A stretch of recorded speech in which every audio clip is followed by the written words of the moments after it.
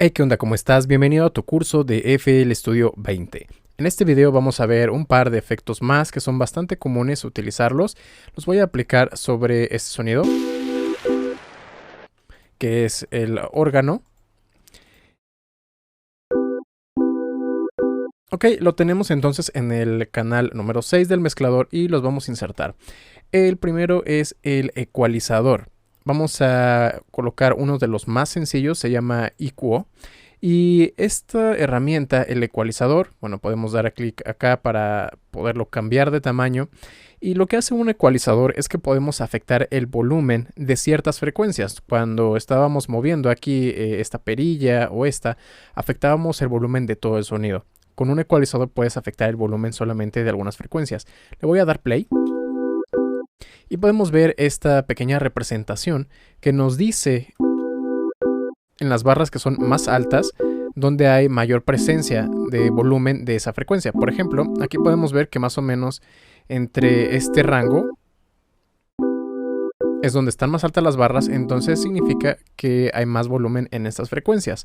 Si yo le paso el cursor encima, podemos ver en la parte de aquí arriba cuál es el número de la banda y la frecuencia que le corresponde.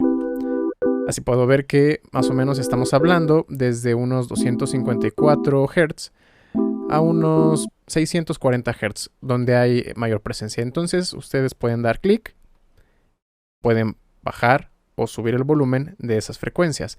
Y lo pueden hacer con diferentes formas. Aquí está una curvatura, aquí lo pueden hacer con línea recta o 1 por 1, o este que también es efectivamente 1 por 1.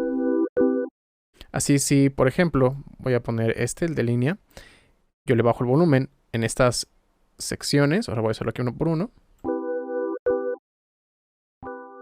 Podemos ver cómo este volumen, que era el que representaba mayoritariamente a este sonido, pues ahora casi no se escucha.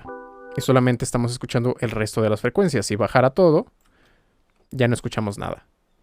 Solo seguimos viendo aquí cuál es el volumen de entrada de las frecuencias. Por ejemplo, a lo mejor ahora quiero mantener estos tres.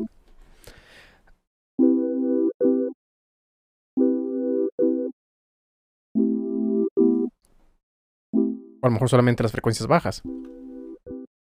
O solo las frecuencias altas. Ok, esto nos ayuda a moldear el sonido para poderlo combinar con otros sonidos. Esto es en general el EQO. Otra herramienta bastante interesante y que se utiliza mucho es Fruity Parametric EQ 2.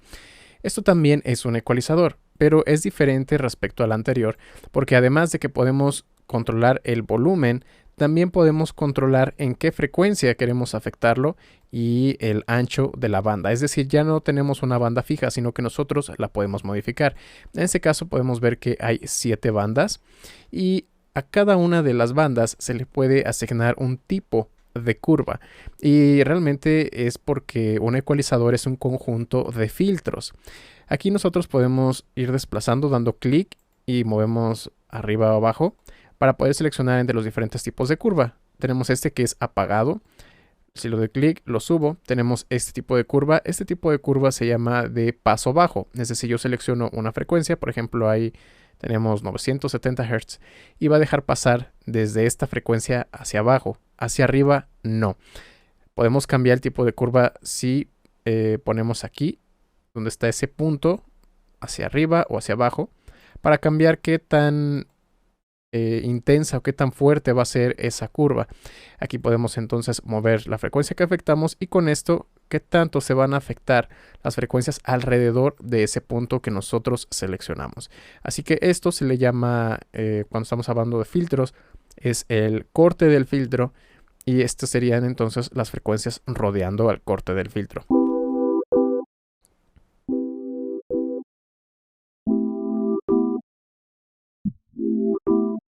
Ok, entonces este es el filtro paso bajo, este es el paso banda, es decir, solamente va a dejar pasar las frecuencias alrededor del corte del filtro.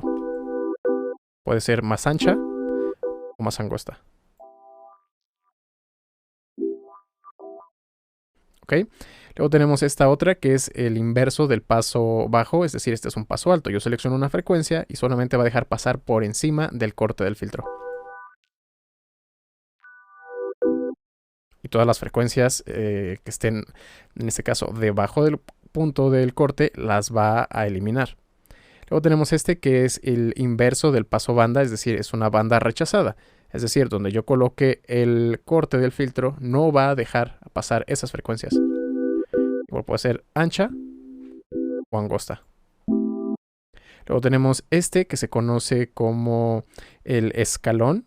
Es un escalón de paso bajo, es decir, las frecuencias que estén por debajo del punto las va a afectar, ya sea subiendo el volumen o bajando el volumen.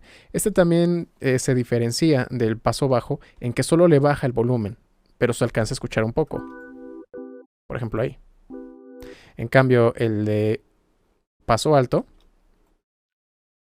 los corta por completo. ¿Ok? Y después tenemos este que es el de campana. Esto nos permite igual subir o bajar el volumen en la frecuencia que yo decida, con la forma de onda que quieran aquí elegir, ya sea cuadrada o redondeada. Y por último, el escalón alto, que va a afectar solamente a las frecuencias por encima del corte que yo estoy seleccionando. Igual se diferencia del otro filtro en el que sube o baja, el otro solamente elimina. Entonces todos estos son filtros. En el caso de ecualizador pues tenemos varios al mismo tiempo y podemos ir seleccionando aquí los diferentes tipos de curva y combinarlos.